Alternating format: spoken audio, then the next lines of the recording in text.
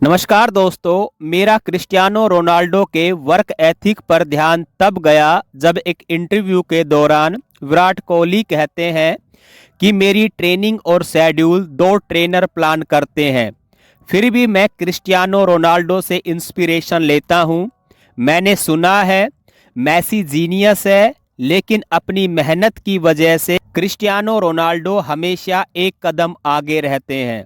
Cristiano Ronaldo का जन्म 5 फरवरी 1985 को हुआ था।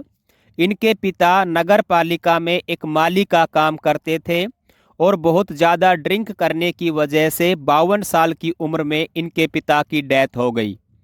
इनका लालन पालन और पूरी टेक केयर की जिम्मेदारी इनकी मां ने उठाई थी, लेकिन जब रोनाल्डो पूरी दुनिया में फेमस हो चुके थे, उसके बाद पता लगा इनकी मां के कैंसर है और आज भी वो कैंसर से सफ़र कर रही हैं। ये 4 भाई बहनों में सबसे छोटे हैं।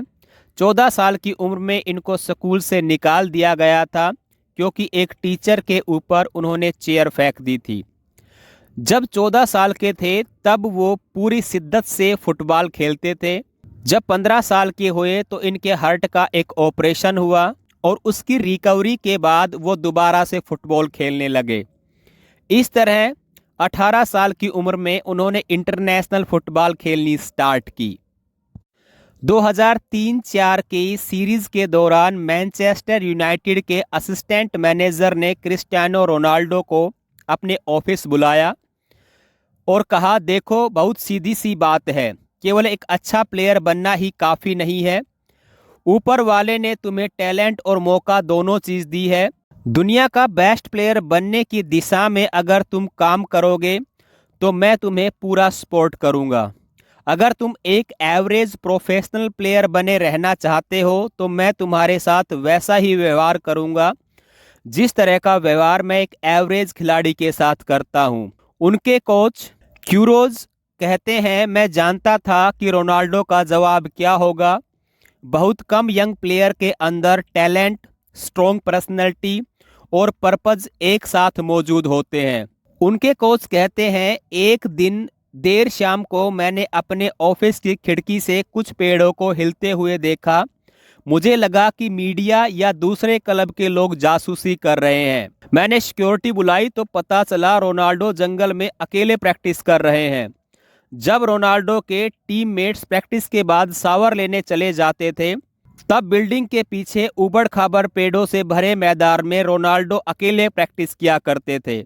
उस जंगली मैदान में बॉल को जोर से किक करते और उबड़ खाबड़ मैदान में बॉल के पीछे दौड़ते, जिससे वे अनिश्चित बाउंस में ड्रिबलिंग और बॉडी बैलेंस की प्रैक्टिस कर सकते थे। उनके कोच बताते हैं, रोनाल्डो का जवाब शब्दों में नहीं है, वो जवाब अपने वर्क एथिक से देते हैं। इसीलिए उन्होंने अपनी पूरी लाइफ में आज तक 654 गोल किए हैं, जबकि हेड से 130 गोल कर रखे हैं, जो आज तक के रिकॉर्ड में सबसे ज़्यादा है।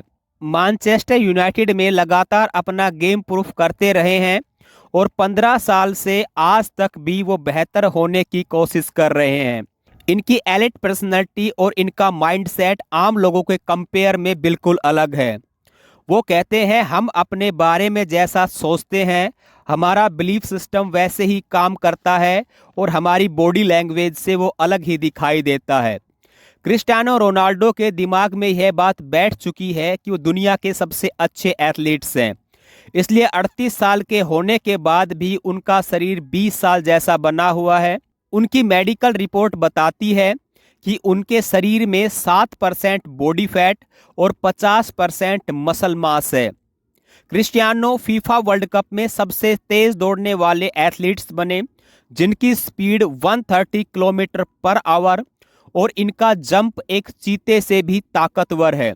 इनके पुराने कोच मोरी कहते हैं, रोनाल्डो प्रैक्टिस का कोई मौका नहीं चूकते। चैंपियन लीग में मैच खेलने के बाद जब रोनाल्डो रात को 2 बजे शहर वापस लौटे तो बाकी लोगों की तरह अपने घर जाने की बजाय टीम के ट्रेनिंग सेंटर पहुंचते हैं। वो अकेले में 1 घंटे तक वर्कआउट करते हैं और क्रियोथेरेपी लेते हैं। वर्क एथिक का मतलब जुनूनी होकर रात को वर्कआउट करना नहीं है, बल्कि जब भी मौका मिले जब भी जरूरत पड़े एक कदम ज्यादा करने की कोशिश करना ही गुड वर्क एथिक है। हम इसे क्रिस्टियानो रोनाल्डो की एलिट मेंटलिटी कह सकते हैं।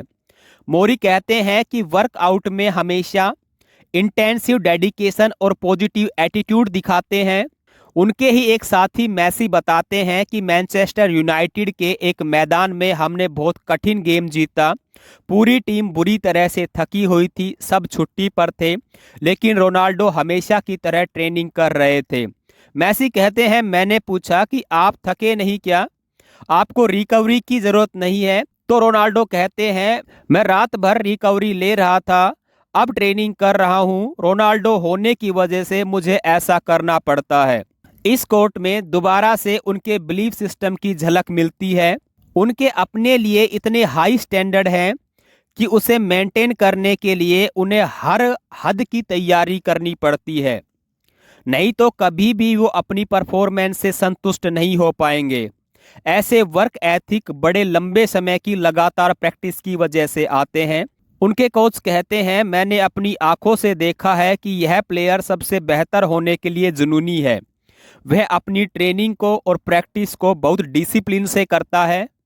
उनके कोच बताते हैं, मैंने कुछ टैलेंटेड प्लेयर्स देखे हैं, शायद क्रिस्टियानो से ज़्यादा, लेकिन हर किसी में इतनी मेहनत करने की इच्छा नहीं होती।